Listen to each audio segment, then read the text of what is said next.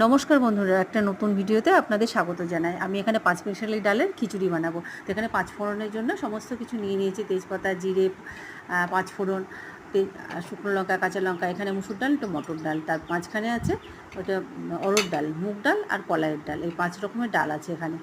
তো আমি 5 রকমের ডাল দিয়ে খিচুড়িটা বানাবো। খেতে যে কি দুর্দান্ত লাগে। ওই যে ভাজা, আগের দিনে যে ভেন্ডি ভাজাটা করেছিলাম চিংড়ি মাছ দিয়ে, আজকে ওই ভাজাটাই করবো, চিংড়ি মাছটা দেবো না। আর পাশে আছে পটল ভাজবো একটু। আমি ডালটা নিয়ে নেব। চাল আমার যেটুকুনি আছে 1 বাটি, সেই পরিমাণেই আমি ডালটা নেব। সবটা লাগবে না, বাটিতে নিয়েছি। তো আপনারা আপনাদের পরিমাণ মতো নিয়ে নেবেন। এখানে আমি সব ডালটা এখানে যা যা লাগবে নিয়ে নিলাম। নিয়ে এই ডালটা 1 বাটি।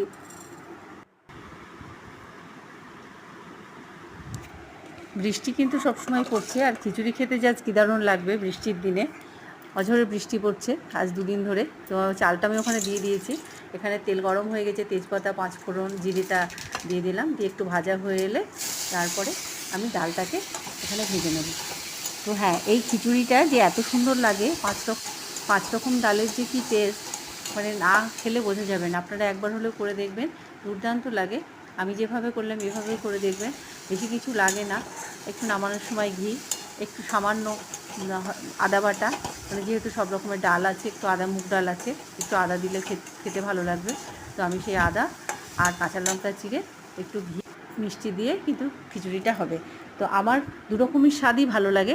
যেমন আমার মা ওপার বাংলার, আমার বাবা এপার বাংলার। তো আমার 2 রকম স্বাদই ভালো। যেমন ভর্তা খেতেও ভালোবাসি, আমি আলু পোস্ত খেতে, কলাইয়ের ডাল খেতেও ভালোবাসি। তো আমার সেই টেস্টের রান্না, আমি সব রকম টেস্টের রান্নাই ভালোবাসি। মিষ্টিটা বেশি দিই না। মিষ্টিটা আমার সামান্য একটু স্বাদ আনার জন্য আমি তরকারিতে স্বাদ আনতে যেটুকুনি মিষ্টি লাগে, আমি সেই মিষ্টিটুকুই ব্যবহার দিই। তো আপনারা আপনাদের মতো মিষ্টি দেবেন। আমি এখানে স্বাদ আনার জন্য হয়তো খিচুড়িতে মিষ্টিটা দেবো। আর এখানে আদা বাটাটা আমি দিয়ে দিলাম। এই যে আলুটা ভেজে নিলাম, টমেটো আলু ভেজে, ডালটা আমি ভেজে দিয়ে দিয়েছি। তো আলুটা আমি ভাজা করে এখানে আমি একটু জিরে গুঁড়ো দিয়ে দিলাম, অ্যাড করে দিলাম। যেহেতু জিরে গুঁড়ো দিয়েছি, আমি একটু জল দিয়ে ওটাকে নাড়িয়ে আমি খিচুড়ির মধ্যে দিয়ে দিলাম। তো এই খিচুড়ি খেতে যে এত সুন্দর লাগে, হয়ে এসছে প্রায়। সামান্য একটু গরম মশলা দিলাম। খিচুড়িতে একটু গরম মশলা দিলে ভালো লাগে।